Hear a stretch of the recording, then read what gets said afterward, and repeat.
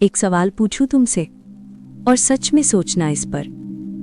आखिरी बार कब थे तुम सच में खुश? एक्साइटेड नहीं, डिस्ट्रैक्टेड नहीं, स्क्रॉल नहीं कर रहे थे, किसी चीज पर 3 सेकंड हंसकर भूल नहीं गए थे। सच में खुश। याद नहीं आ रहा? ज्यादातर लोगों को नहीं आता।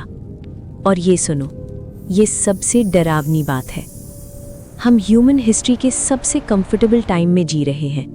पहले से ज्यादा खाना, पहले से ज्यादा एंटरटेनमेंट, प्लेजर फील करने के पहले से ज्यादा तरीके। और फिर भी डिप्रेशन ऑल टाइम हाई पर है, एंजाइटी ऑल टाइम हाई पर है, लोनलीनेस ऑल टाइम हाई पर है। हमारे पास सब कुछ है और हम फील करते हैं कुछ नहीं। क्यों? क्योंकि कहीं ना कहीं हमने प्लेजर और हैप्पीनेस को एक समझ लिया, और वो एक गलती हमें तोड़ रही है। तुम्हारे ब्रेन के अंदर अभी 2 कंप्लीटली अलग सिस्टम्स हैं, 2 अलग केमिकल्स, 2 अलग फीलिंग्स, 2 कंप्लीटली अलग एक्सपीरियंसेस। पहला है डोपामीन। ये तुम्हारा वांटिंग केमिकल है, क्रेविंग केमिकल और चाहिए केमिकल। हर बार इंस्टाग्राम पर लाइक मिला, डोपामीन। हर बार कुछ डिलिशियस खाया, डोपामीन। हर बार कुछ नया खरीदा, डोपामीन। ये इनक्रेडिबल फील होता है, करीब 3 सेकंड के लिए, फिर गॉन, फिर और चाहिए।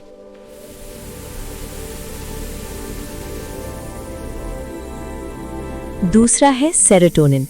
ये तुम्हारा बीइंग केमिकल है, इनफ केमिकल, यही हूं केमिकल। ये वो फील है जब तुम किसी प्यारे इंसान के साथ बैठते हो और टाइम डिसअपीयर हो जाता है, जब कुछ ऐसा कंप्लीट करते हो जिस पर गर्व हो, जब सनसेट देखते हो और एक पल के लिए, सिर्फ एक पल, माइंड कंप्लीटली शांत हो जाता है। ये स्पाइक नहीं करता, रश नहीं देता, एक्सप्लोड नहीं करता, बस ग्लो करता है, क्वाइटली, स्टेडिली, डीपली।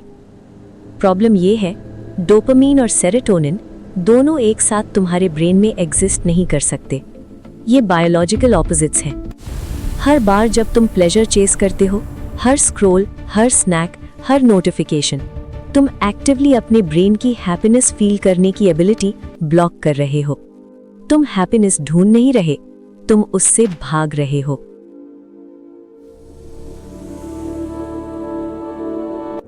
(1971) 2 साइकोलॉजिस्ट्स ब्रिकमन और कैम्बल ने एक स्टडी पब्लिश की जो सब कुछ बदल सकती थी। उन्होंने लॉटरी विनर्स को स्टडी किया, वो लोग जिन्होंने रातों रात करोड़ों जीते, जिनकी पूरी जिंदगी एक पल में बदल गई, और उन्होंने उनके हैप्पीनेस लेवल्स ट्रैक किए। जीतने के 1 महीने बाद हैप्पीनेस थ्रू द रूफ, 6 महीने बाद बिल्कुल वहीं वापस जहां थे। Same happiness level, same baseline, same ordinary feeling, जैसे करोड़ों कभी आए ही नहीं। फिर उन्होंने एक्सीडेंट विक्टिम्स को स्टडी किया, जो लोग चलने की एबिलिटी खो चुके थे, जिनकी जिंदगी 1 सेकंड में बिखर गई। एक्सीडेंट के 1 महीने बाद तबाही, 6 महीने बाद लगभग बिल्कुल वहीं वापस, सेम बेसलाइन हैप्पीनेस। उन्होंने इसे नाम दिया द हीडोनिक ट्रेडमिल। तुम भागते हो और भागते हो और भागते हो, अगली चीज चेस करते हुए, अगला प्लेजर, अगला हिट, और ट्रेडमिल तुम्हारे साथ मूव करती है। तुम एक्चुअली कहीं पहुंचते ही नहीं। 3 साल की मेहनत के बाद मिली प्रमोशन 2 हफ्ते की खुशी देती है। जो रिलेशनशिप सपनों में थी 6 महीने में नॉर्मल लगने लगती है। जो बॉडी के लिए सालों मेहनत की मिलते ही ऑर्डिनरी लगने लगती है। और फिर कुछ और चाहिए, हमेशा कुछ और, हमेशा और। ट्रेडमिल कभी नहीं रुकती जब तक तुम खुद उतरने का फैसला नहीं करते।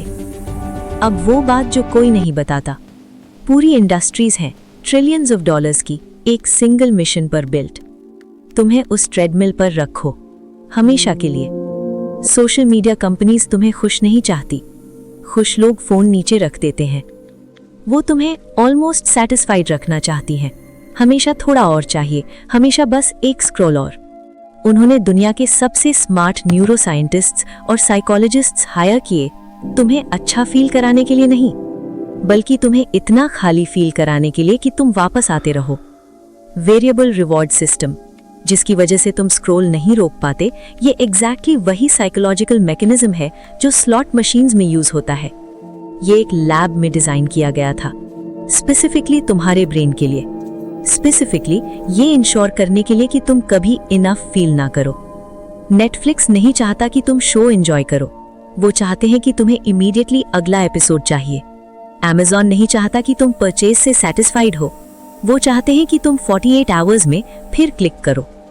पूरी मॉडर्न वर्ल्ड एक इंजीनियर्ड डोपामीन मशीन है और तुम उसके अंदर हो, भाग रहे हो, एक ऐसी ट्रेडमिल पर जो किसी और ने बनाई, किसी और की चुनी डायरेक्शन में, एक ऐसी हैप्पीनेस की तरफ जो कभी थी ही नहीं। और यहाँ ये सच में डार्क होता है। जब तुम सालों तक डोपामीन चेस करते हो, तुम्हारा ब्रेन अडैप्ट करता है, डाउन रेगुलेट करता है, खुद को प्रोटेक्ट करता है, डोपामीन रिसेप्टर्स की नंबर कम कर देता है क्योंकि इतने लंबे समय से फ्लड हो रहा था। और अचानक नॉर्मल लाइफ ग्रे लगने लगती है। दोस्त से बात बोरिंग, बाहर वॉक पॉइंटलेस, क्वाइट शाम अनबेरेबल। नॉर्मल फील करने के लिए भी ज्यादा स्टिम्युलेशन चाहिए, स्क्रोल चाहिए, स्नैक चाहिए, शो चाहिए, शॉपिंग चाहिए।